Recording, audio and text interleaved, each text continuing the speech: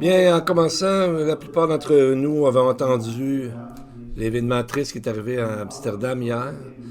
Après une game de soccer entre Tel Aviv et Amsterdam, les fans d'Israël ont été attaqués par des émeutiers palestiniens. L'attaque dit qu'ils, selon ce qu'ils ont pu trouver, était bien organisée alors qu'ils ont couru après les Israéliens dans les hôtels et d'autres endroits et les ont pris en piège. Plusieurs ont été blessés, certains ont été hospitalisés. Alors le gouvernement danois a dit que c'était une attaque antisémitique absolument inacceptable. Le roi du Danemark a aussi ajouté que les Pays-Bas ont encore une fois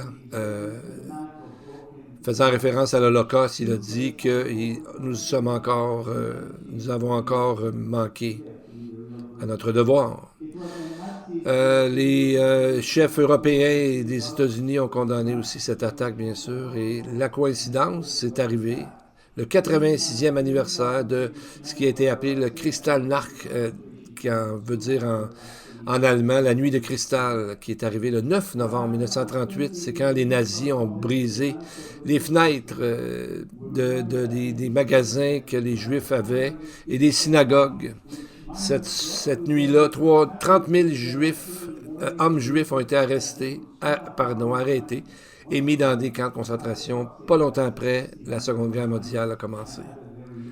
Donc, c'est quand on attaque les Juifs, ça fait penser à l'idée qu'on met toujours un canari dans une mine lorsqu'on creuse dans une mine, parce que aussitôt qu'il y a du monoxyde de carbone et d'autres gaz toxiques, le canari va soit chanter ou encore s'il meurt, on voit que c'est dangereux. Alors les gens vont sortir de cette mine.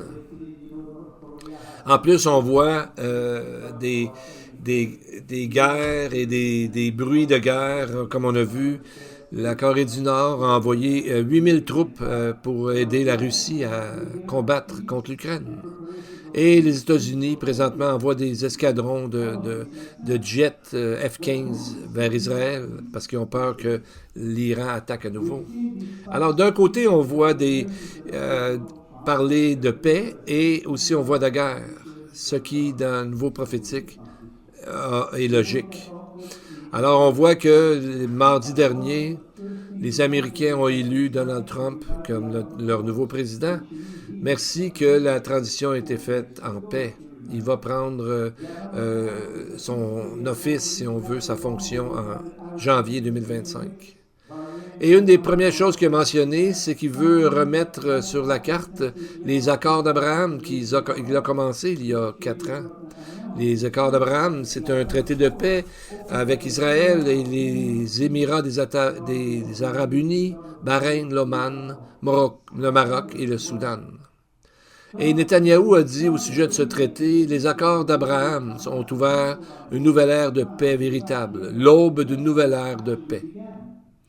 Et on voit que, alors qu'il a commencé à parler avec l'Arabie saoudite, la guerre est arrivée par le Hamas et le Hezbollah, qui met en implication l'Iran, l'Irak, le Yémen et la Palestine.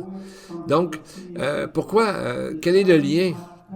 Comme on l'a déjà mentionné, l'Arabie saoudite ont leurs yeux sur le mont du Temple. Où est-ce qu'est le Temple? Et ils veulent le prendre aux Palestiniens et à la Jordanie.